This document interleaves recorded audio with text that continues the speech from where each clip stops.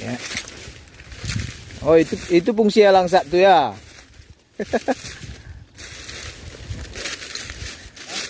Guys, kita panjat pohon durian.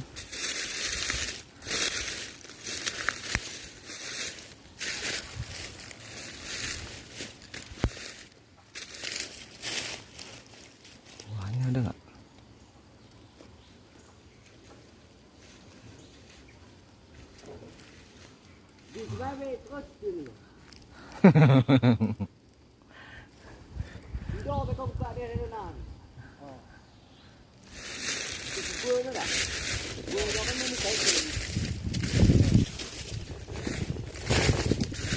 Oh, berdua kalian manjat itu.